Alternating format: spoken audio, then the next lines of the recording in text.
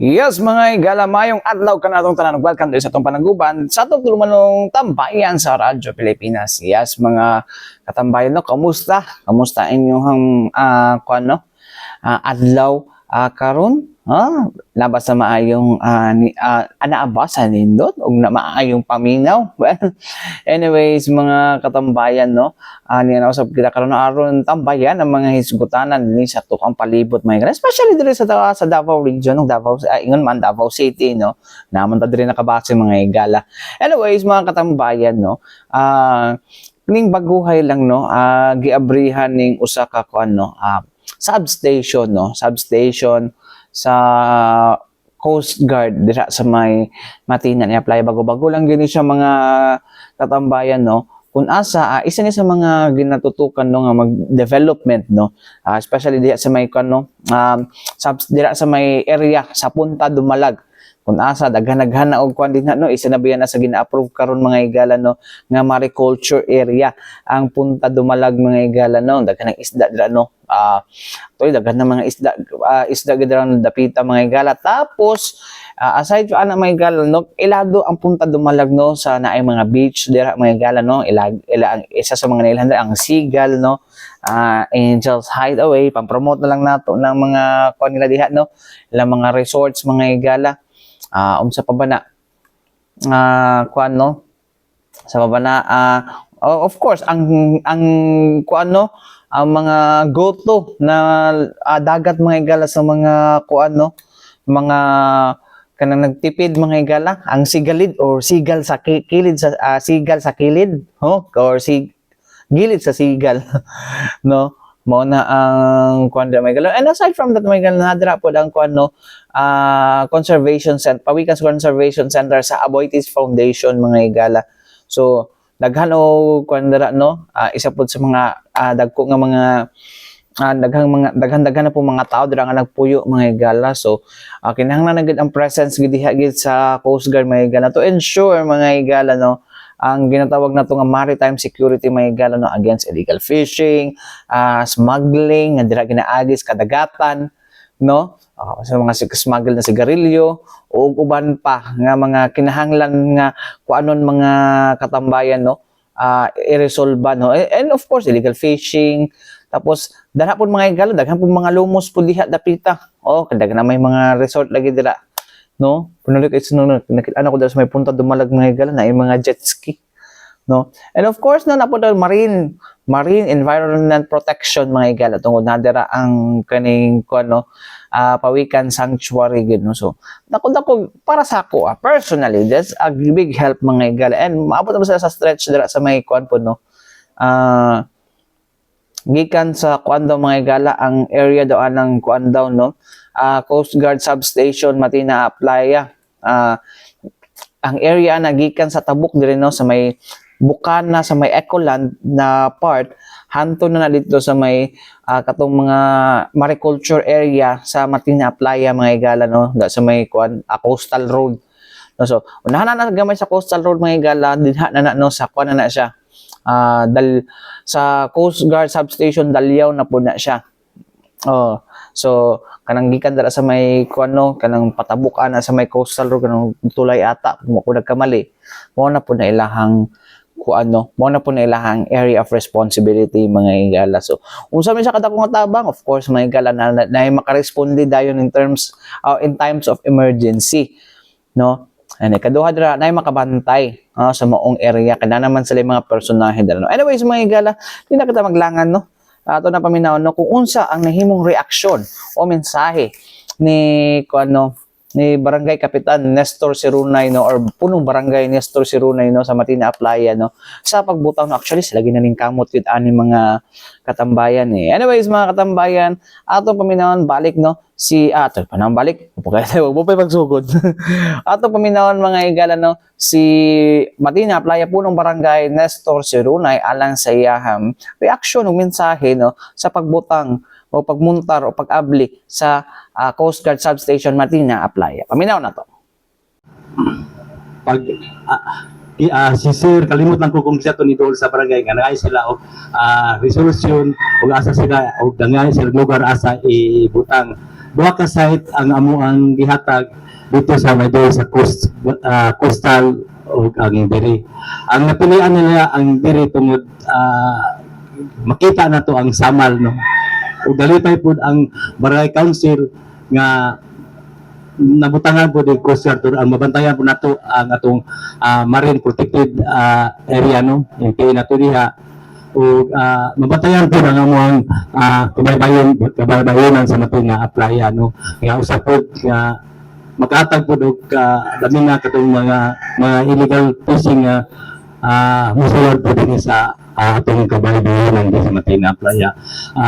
So nalipay gid mi nga nabutangan no gani termino ang gikuha nato is kuan lang nang imo lang sa tabay payag unta niya ako nagsaad ko kasi anto no gobyerno nga mabutangan og tubig o kanang suga sa gobyerno mong gud basta butog ko sa budget pero naka-budget na nami budget pero ang papers na lang ko lang sir nga mabutangan namo og suga o tubig kay nato din among daycare food wala po suga nangapit na sana kay labi na karon kuan kanang lisod no kay kinahanglan bagyod og labi na i-facilitate pag nato ang yuta no kay kung kini nga yuta is government lot ana gani kay karon ang gobyerno manggod dili na manggod mo project kung wala gyud mga donation gawas ko katong nanay donation o katong sa government lot is kailangan pa-isipin tayo nato sa dinan nga kana is a government lot aron kana siya mabutangan nato project no. Kailangan siguro na malipay mi welcome kayo ang Coast Guard nga naa diri sa Matina Playa Bayong Buntag. Salamat. So mo to mga katambayan no, ang mensahe ni punong barangay Matina apply punong barangay Nestor Sirunay mga igala no. So mo gito yung concern gid ang illegal fishing gid sa mga lugar no siguro na agad siguro naga illegal fishing diya mga igala no. So dapat bantayan gyud nato kadagatan no for what no always mo nato kauban ng Bureau of Fisheries and Aquatic Resources no para po mapreserba ang ato ang marine environment mga igala no nga dili ta mahutdan og supply sa pagkaon kay kung namo illegal fishing mga igala o na tendency nga medyo ma-disturb ang ato marine environment mga igala or ecosystem. And then, pag magkakulang ta sa ato ang source, sa ato ang pagkaon or supply sa atong pagkaon. Mo na nga kinahanglan bantay. But anyway, isa pod mga igala is kanang ginatawag na disaster response ato ang especially pag nay marine or mas duol diha sa Matina Playa, marespondihan dayon no sa kaning tawagan ni marespondihan dayon kini sa to ang Philippine Coast Guard mga katambayan. Anyways mga katambayan, sa atong pagbalik na ato po sa paminaw no, ang nahimong mensahe ni ni Coast Guard District Southeastern Mindanao Commander Commodore Richard Marfe mga igala. Kung sa balik kadako nga tabang gyud no, and as a whole no sa Philippine Coast Guard no, og iyang ubang mensahe mga igala. Sa atong pagbalik human lang sa mga importante pahinumdum ni ato si Bianan.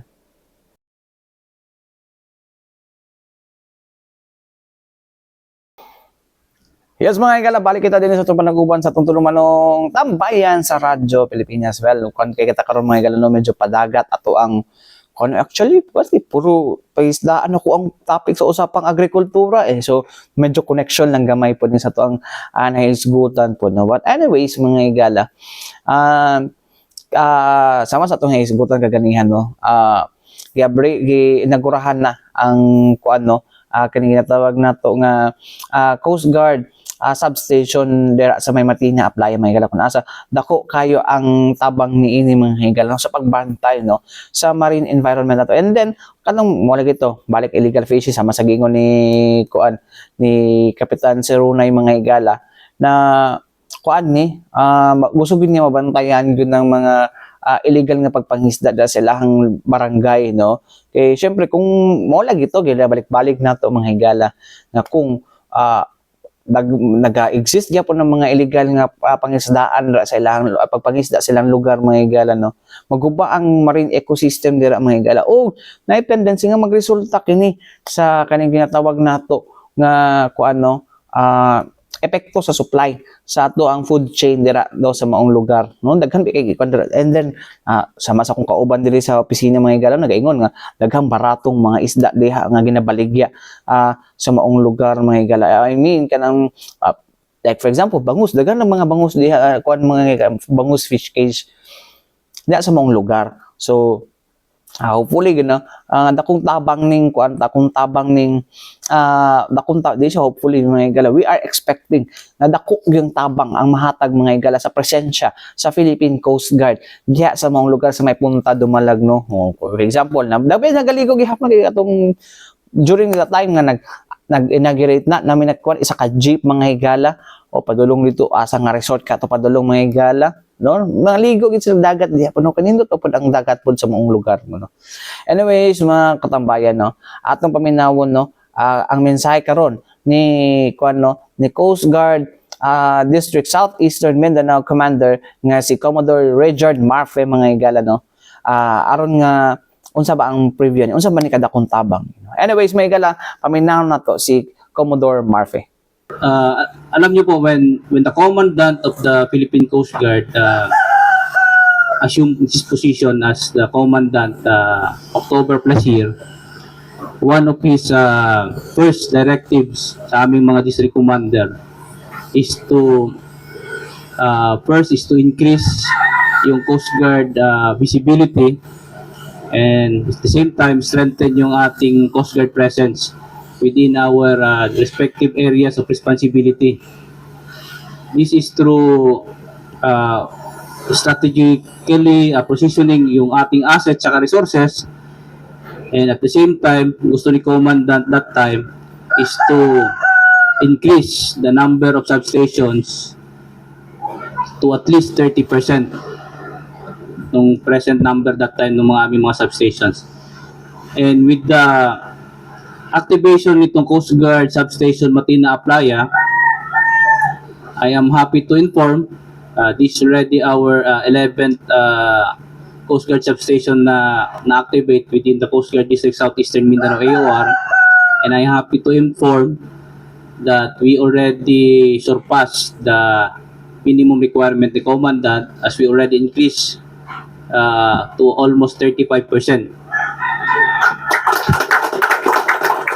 And not only that, I am also happy to inform that among the all Coast Guard districts, as far as I know, we are the first and we are the only district na na-comply yung directive ni Commandant.